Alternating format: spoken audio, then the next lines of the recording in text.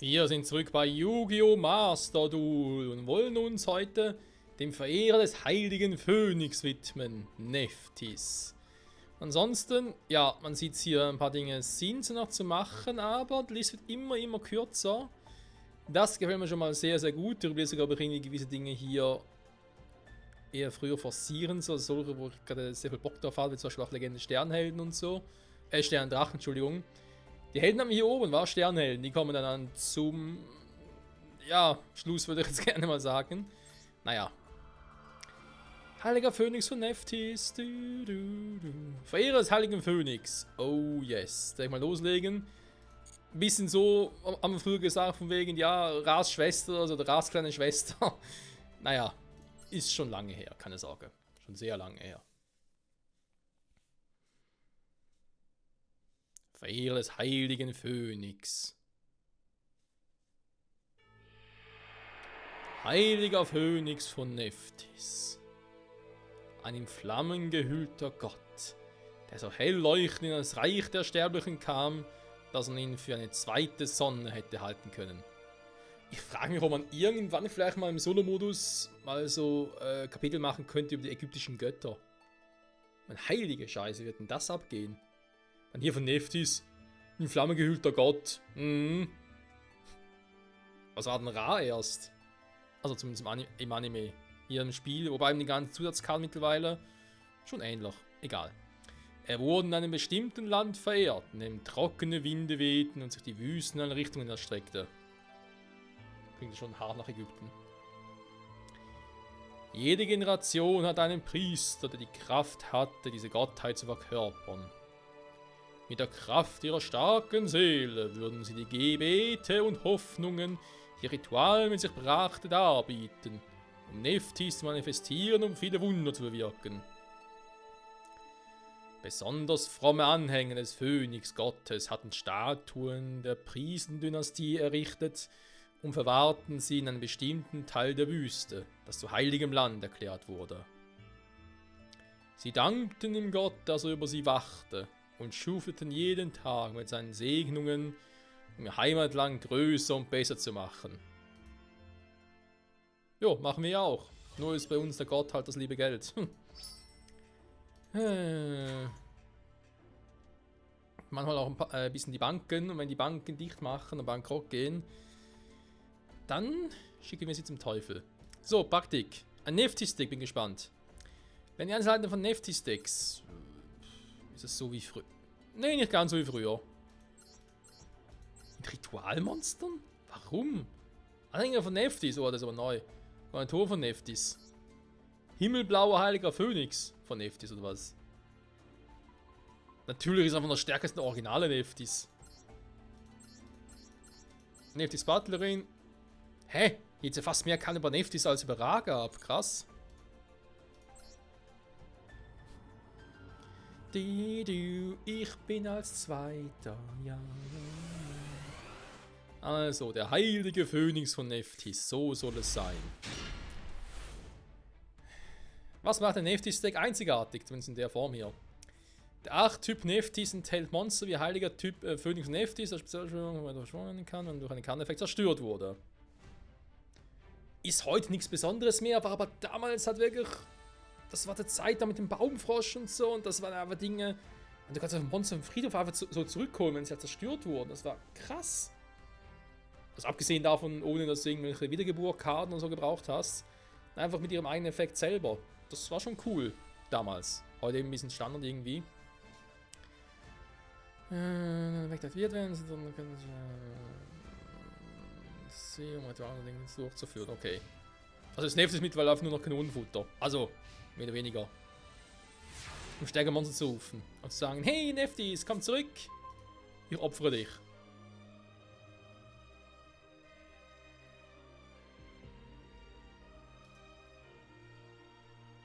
Ach, 3 Ritualmonster für ein Link-Monster? Was ist denn das für ein Scheiß?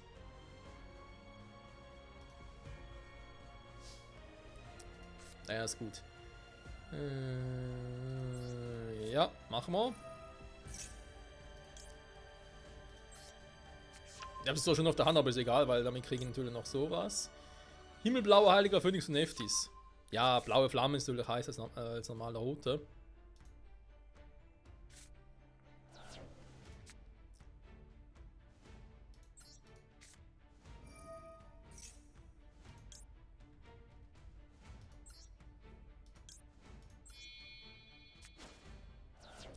Die hat nur Stufe 2, bin mal interessant.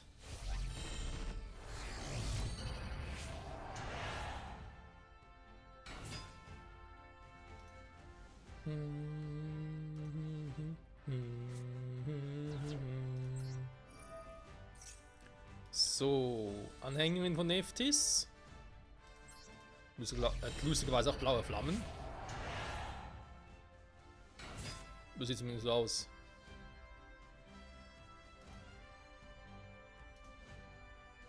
Ah krass, obwohl es eine Spezialbeschwörung ist, ist es so, als wäre es eine Ritualbeschwörung. Das ist natürlich heftig. Hallo, unser Lieblingsphönix. Kein Ding? Animation von... Okay. Muss ich nicht verstehen, wa?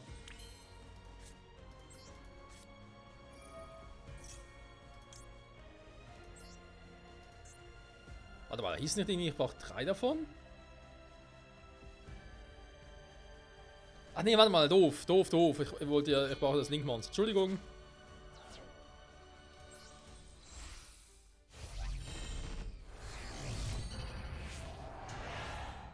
Wird auch nix.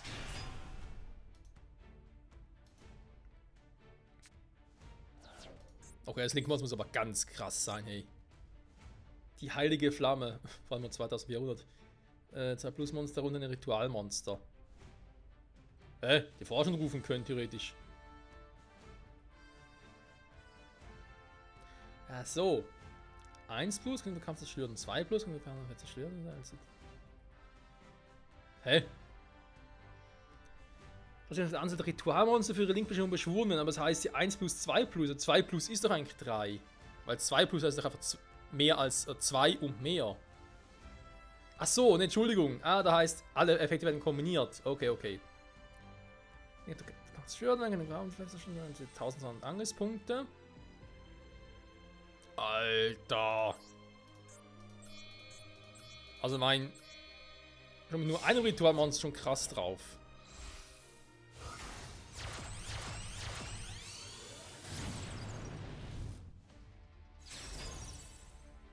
Ja, erstmal diesen Boosten.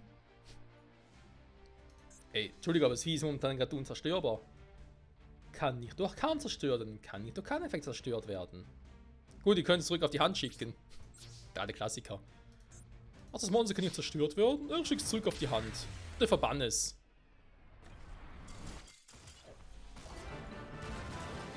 Victory ist sauer und der Gegner ist sauer. Ching, ching, ching, ching, ching. Ja, will man sagen. It's time for duel. Selbe Deck eigentlich, wa? Was soll ich denn damit eigentlich?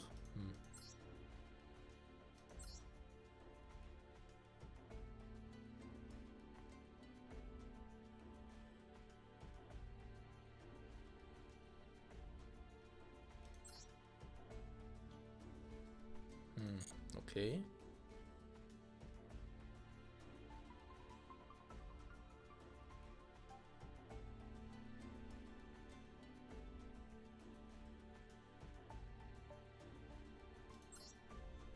Die Raigeki zu zerstören, ja gut.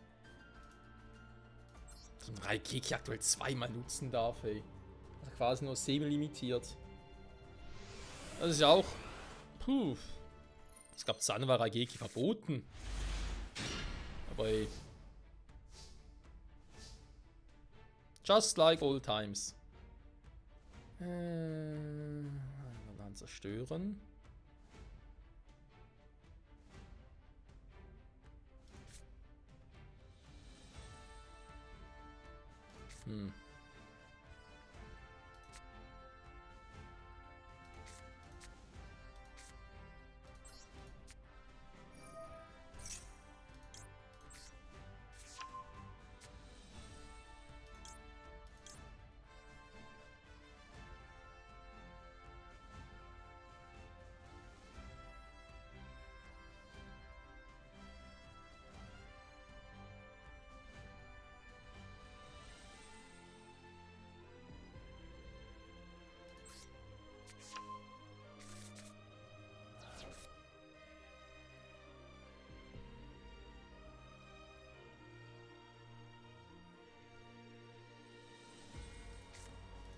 Ja, können eigentlich beide rufen, wa?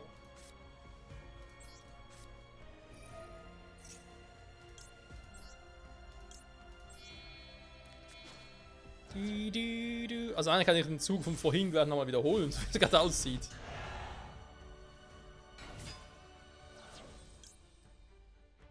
Eine Hand und dann im Deck beschwören.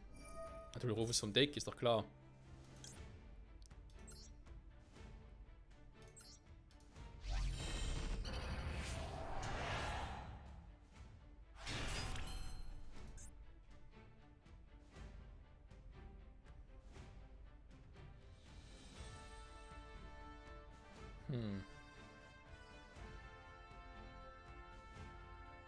Eine Mini-Phase, du kannst jetzt in einer Hand und dann offen den Gegner kontrolliert. Okay, deswegen geht's gar nicht. Riedhoff beschwören. Ist auch nicht schlecht.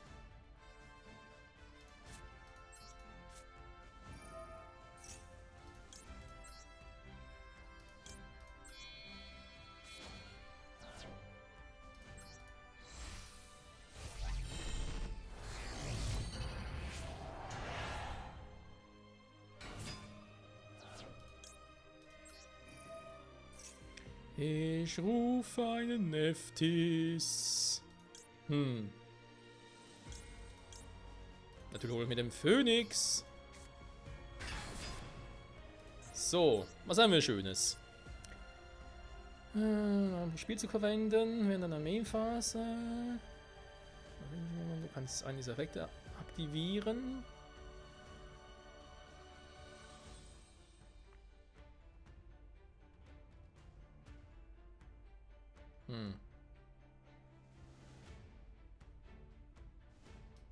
Das finde ich auch nicht schlecht, aber natürlich bietet sich eigentlich der hier an.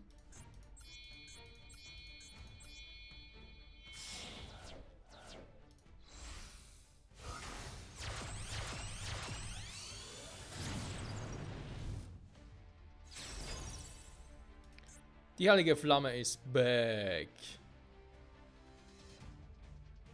Vor allem das hier unten. Beschwöre diese Karte Spezialstellung vom Friedhof, also dies tust, zerstöre alle Zauberpfannen auf dem Spielfeld. So, Freundchen, jetzt bist du dran. Viel Spaß. Das war fast schon ein bisschen süß. Topf der Extravaganz. Können zwar spielen, aber ich würde sagen, ich greife lieber an.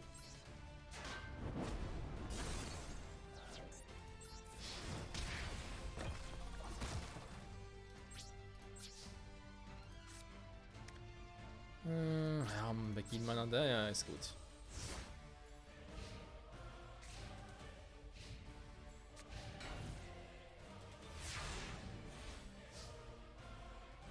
Erbe des Phönix. Gut, man muss zugeben, ich hatte einfach Glück. Und so richtig Glück.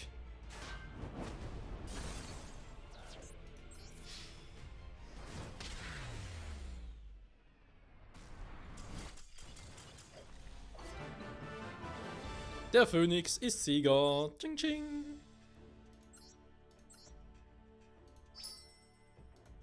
Ritualverschluss. Was? Zerstören auf dem Spielfeld. Oh. Das ist natürlich böse. So kann ich es auch machen. Jo. So, im Wind klappt es noch ganz knapp, aber egal. Es klappt, das ist die Hauptsache. Genau, hier gibt es noch das Reverse-Duell mit meinem Deck. So sehe ich aus. So. Dann Hybriddig aus Nephthys und Feuerkönig. Hä? Oh!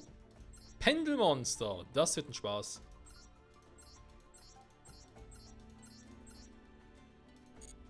Oh, ist lange her, dass wir Pendelmonster gespielt haben. Ui. Mit Feuerkönig. Was hat er den gleichen Scheiß? Feuervisier. Ja, ich würde sagen, einfach mal versuchen. Versuchen und scheitern quasi.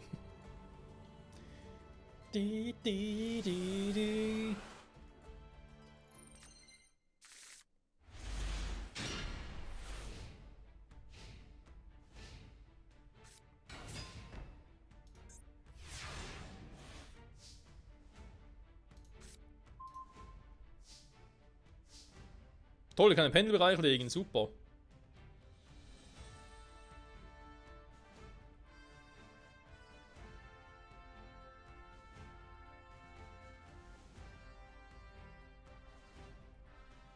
Was? Der hat gar keinen Pendeleffekt, das Scheißviech.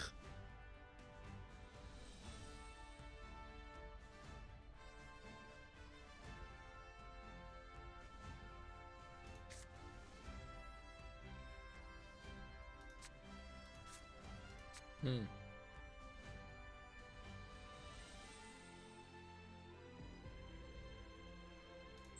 Naja.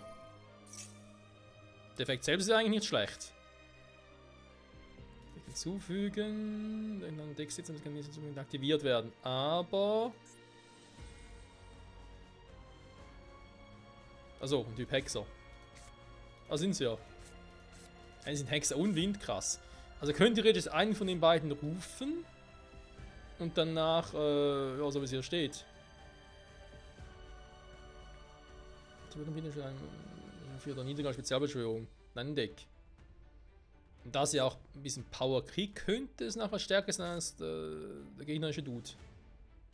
Und ihr könnt eben noch eine Zauberfallenkarte setzen. Das klingt aber nicht schlecht. Was haben wir da Schönes? Kontrollieren mich jetzt ins Deck. Ja, können wir machen. Der Schnellzauber wäre auch eine Option. Verbanne es, das ist immer gut.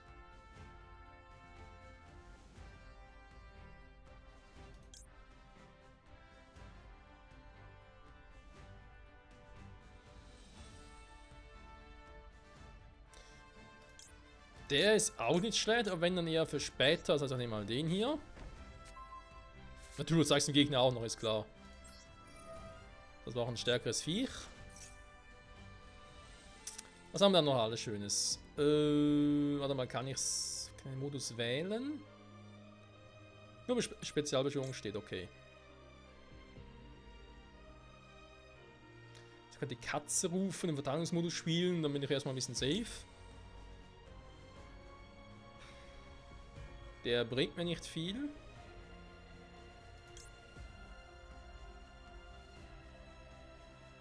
Ja, in den Rufen sind wir gleich stark, das stellen wir uns gegenseitig super.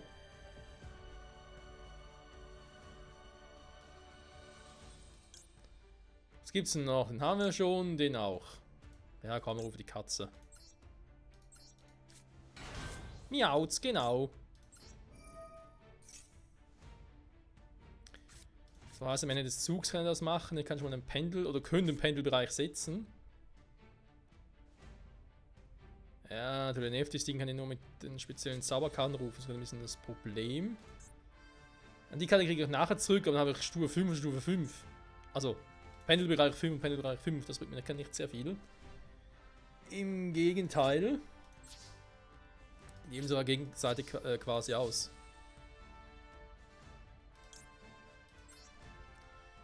Gib mir eine Karte auf die Hand, bitte.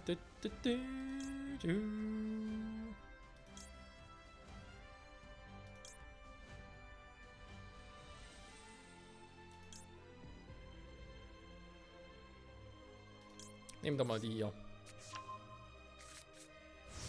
Ein bisschen das Deck ausdünnen. Kann nicht schaden.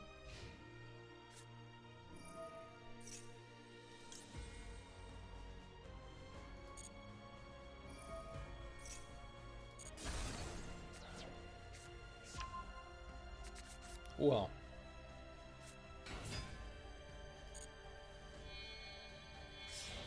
Jetzt mal noch eine Link-Beschwörung. Ja, nee, ist klar.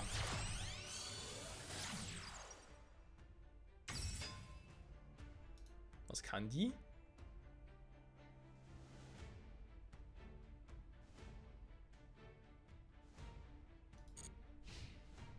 Momentan nicht viel.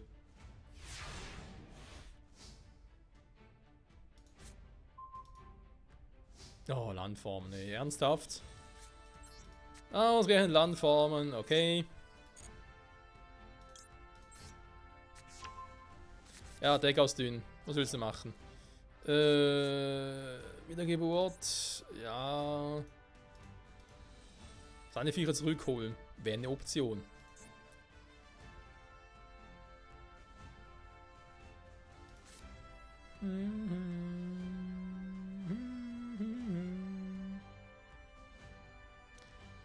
Ende im Pendelbereich setzen, aber wir haben momentan das Gefühl, das bringt noch nicht so viel, wenn ich ganz ehrlich sein darf. Der Ritualzauber für den hier fehlt mir auch, also muss lieber so kommen.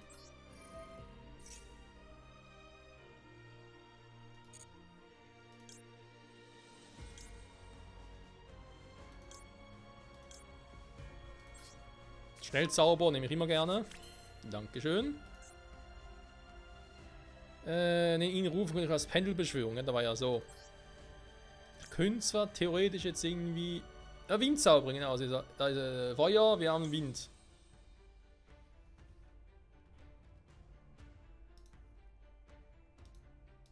Wo kann seine geht an sich. Ah doch, er hat einen Wind. Krass. Diese Karte zeigt.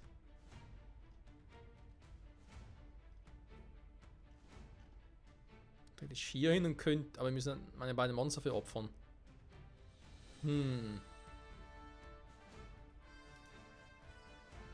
Das wäre auch ein Hexer. Das heißt, ihr könnt das Viech nachher für den Effekt hier nutzen. Mit dem kann ich momentan eh nichts anfangen. Was macht der noch? Die Großfliege. Mhm. Ja. Ich bin so der Fliegenfreund. Ich mache auch eine Link-Beschwörung, weil ich es kann. Und sie noch ein bisschen sinnlos ist, aber egal. So, Dankeschön. Nee, noch nicht. Scheiße, für die Effekte müssen ich immer Windmonster opfern. Na klar, es wird schon gehen. Was kann ich schon wieder machen? Selene, König der... Wo ist ein Licht?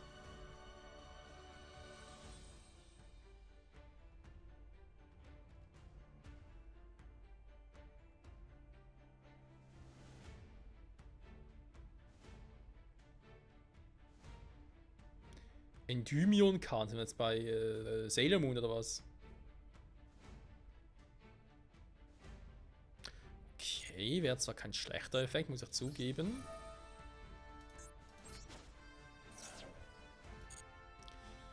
So, wann rufen wir diesmal?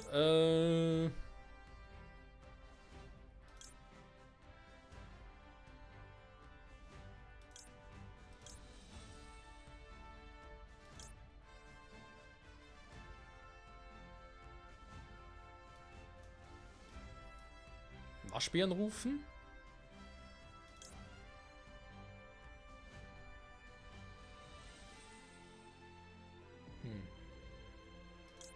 Wäre eine Option, war.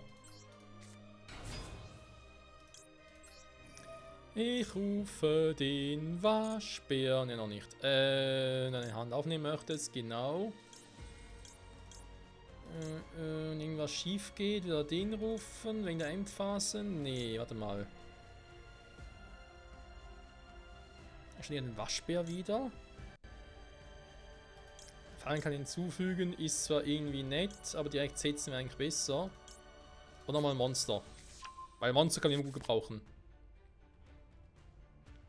So. Ich habe den Zyklon, ich habe das Ding, verbanne es. Ich meine, ist ja ein Link-Monster. Ich kann eh nur als Link-Beschwörung rufen, das heißt, das Zerstören bringt, glaube ich, mehr.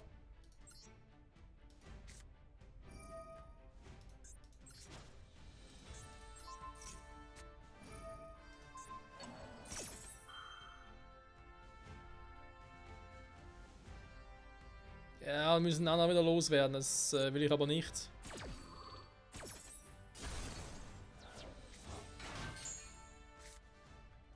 Er hat meine Karte ausgehebelt, der Arsch. Auch hier wieder Pendelskala nutzen, ja, schön, bringt mir nur nicht sehr viel.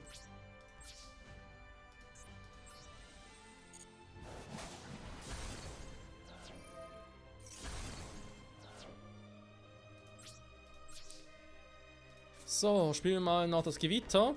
Gewitter!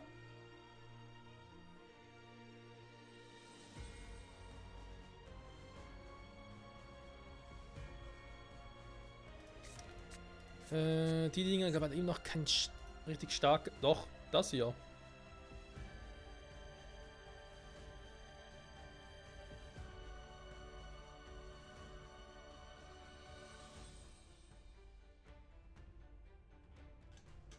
Könnte das sein Feuerkönig auf meine Seite holen, ne? Da wäre noch eine Option.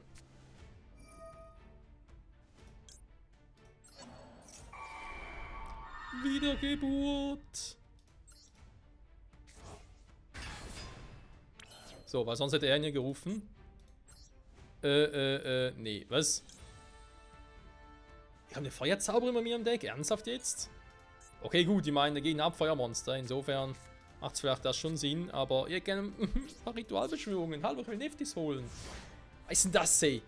Irgendwie, ja, Phönix und so. Zweites Duell. Oh, kein Phönix mehr. Scheiße. Was ist denn das? Ah, der schon wieder.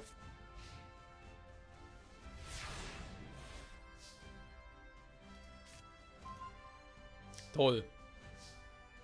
Weiter Ritualmonster, macht Spaß so. Diese Karte zeigt. Also, ja, stimmt. Nutzt den Effekt ja trotzdem.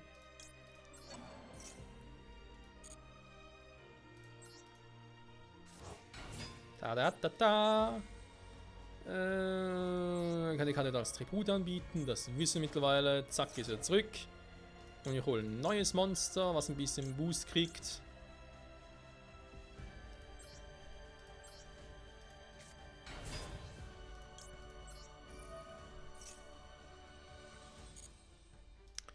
Mal den hier. Zack, zack.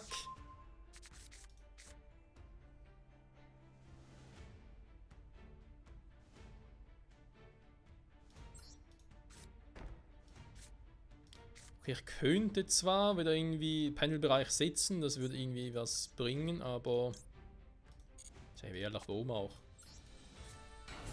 Und dann viel mehr davon, ich einfach die Viecher rufe. Den hier. So. Das Deck wird schön ausgedünnt. Perfekt. Der Gegner wird schön vernichtet. Perfekt. Also versuch's zumindest. Perfekt. Wäre schön, wenn es wirklich geklappt hätte. Perfekt. 150. So.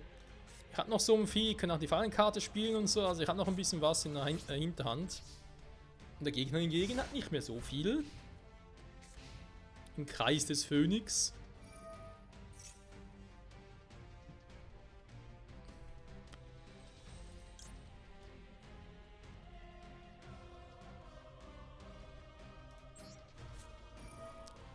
Nur mal so, just for fun.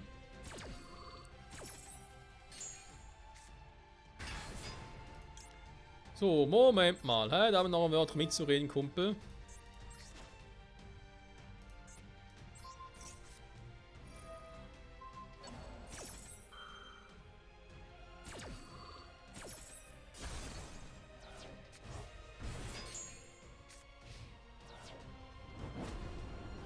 Nein!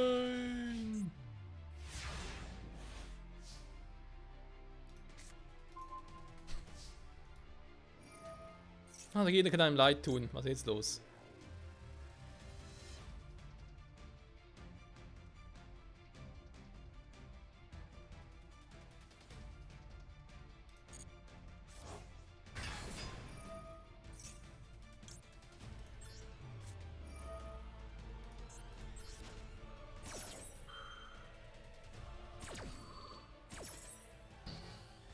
Du.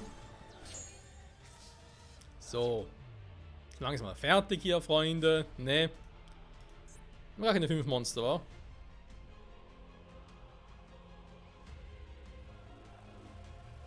Es ist natürlich schwierig, wenn die ganzen Pendelmonster hier zurück ins Extra-Deck kommen. Haben natürlich auch nie was am Friedhof. Muss ja gar nicht kommen, greift direkt an.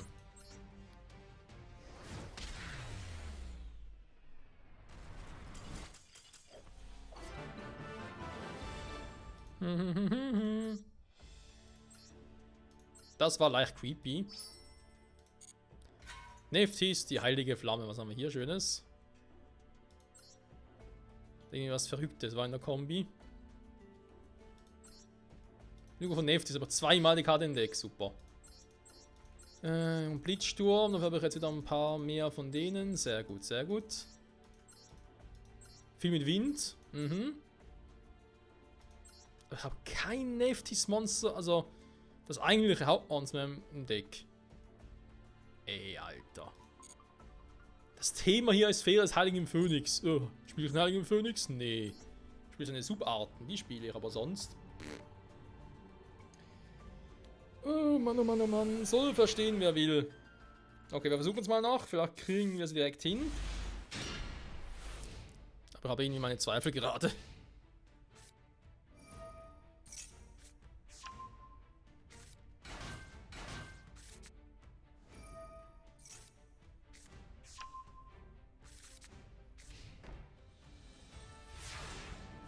Mhm.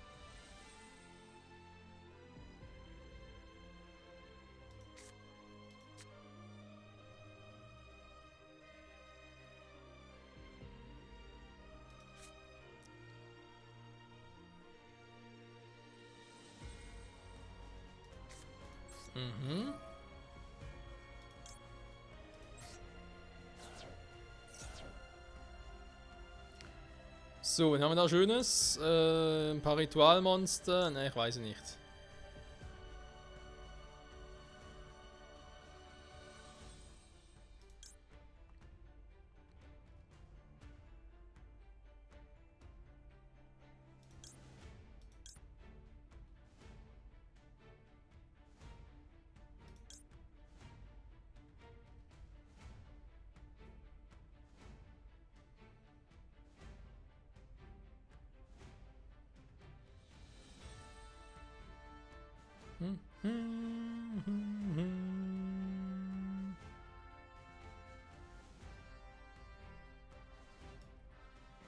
Die sieht gar nicht mal so schlecht aus eigentlich. Was haben wir noch Schönes? Ne, haben nicht mal die Karte hier.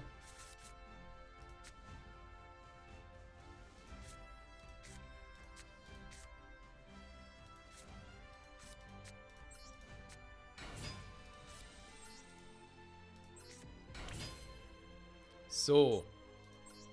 Spezialbeschwörung.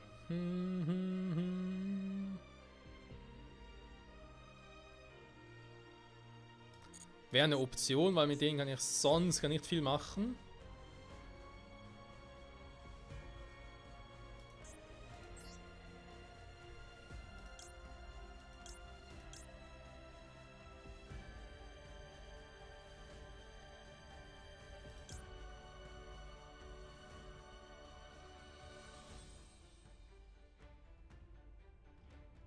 Okay, okay. Die Effekte klingen zwar auch nicht schlecht. Dann haben wir da einen Friedhof.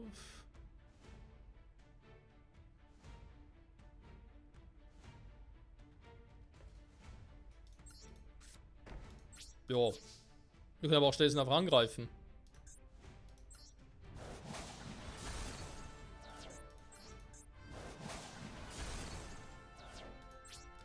Wind, Wind, das himmlische Kind. Genau, wieder auf das Hexermonster und auf das Windmonster.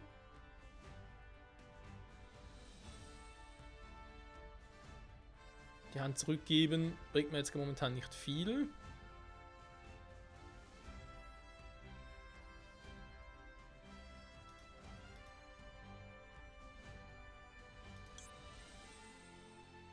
Die Karte zu rufen hätte irgendwie was, wa?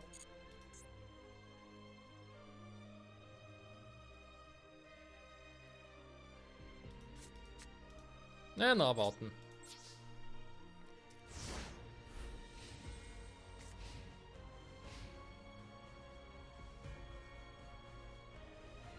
Oh, muss nachdenken. Jetzt wird's krass.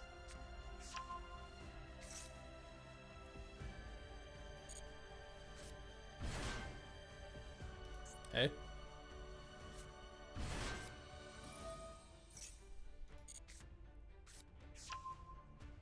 Okay.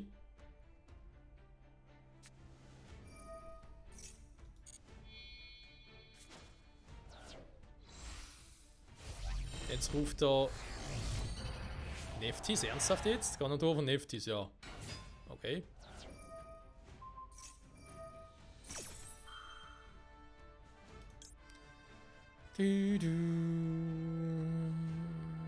Zerstöre sie. Ja, dann werdet doch die mal einfach mal aktivieren.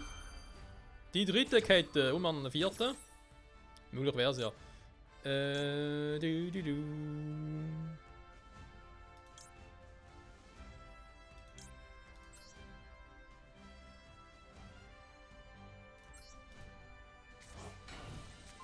Na toll, muss auch mal zeigen, ey.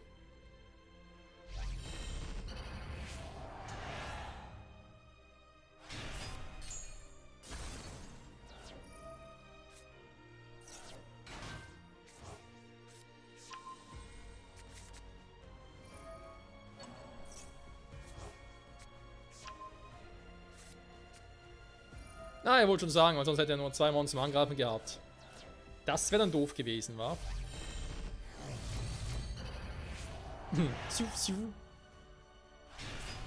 Ja, das ist natürlich genug für alle meine 3 Monster.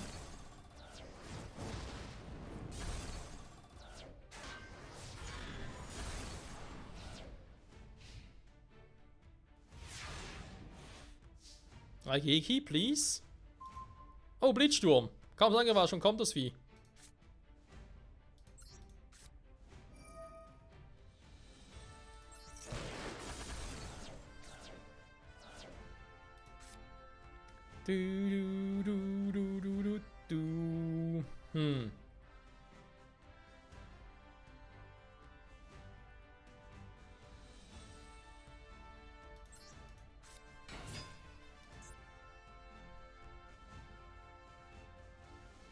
Hä? Keine Nephthys-Karte im Deck? Im Friedhof? Ups. Naja, was soll's. So. Eine kleine Chance habe ich noch, wenn ich jetzt im nächsten Zug eine einigermaßen vernünftige Karte ziehe und der Gegner jetzt nichts mehr machen kann, aber was sage ich bloß? Ganz ehrlich, wieso auch? Wieso rede ich überhaupt?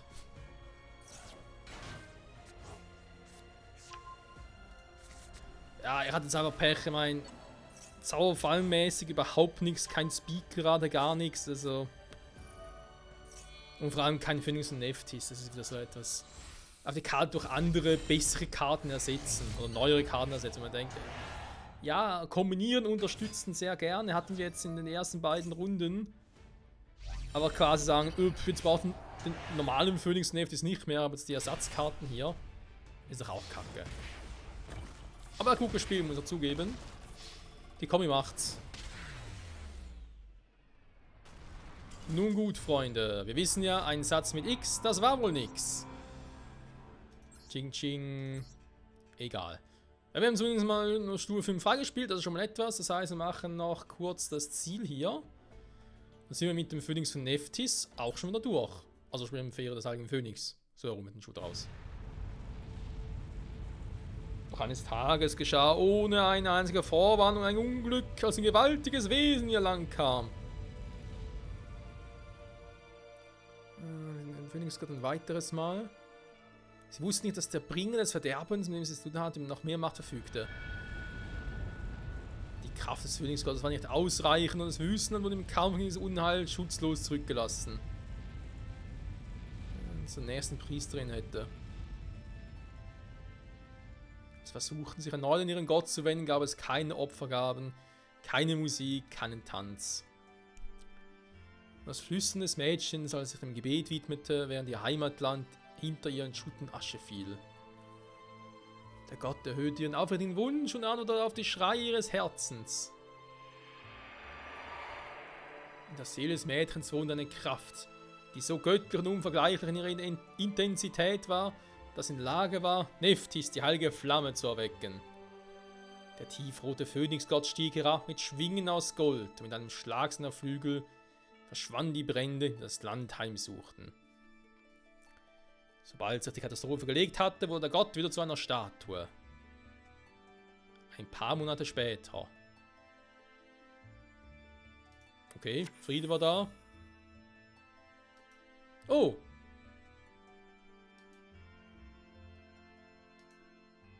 Okay, schön. Schön. Gate clear. Das ist korrekt. Also Zerstörung geweckt. Nee, passt schon. Schön, vorhin hätten wir jetzt Fähre des Heiligen Phönix auch geschafft. Nicht abgeschlossen, ich weiß, aber das brauchen wir jetzt momentan auch nicht mehr. Nächste Folge dann wohl die unbesiegbare Käferkavallerie. Oh Mann, dann die Plünderpatrouille, folgt der Tiefsee. Dann passen es doch noch, wa? Das mit SP-Deck herausfordern und so. Das ist irgendwie etwas Komisches. Oh. SP-Deck-Herausforderung. Sieht zumindest komisch aus. Die Rika-Feen. Die Rika-Ruhe. Sind halt auch noch irgendwie seltsame Geschöpfe hier mitunter. Egal, also nächstes Mal machen wir hier weiter. Ich hoffe, das funktioniert soweit auch. Oder ihr macht dann die hier. Wir gucken mal, wa? In dem Sinne, danke fürs Zusehen und bis zum nächsten Mal zurück bei Yu-Gi-Oh! Master Duel. Ciao zusammen.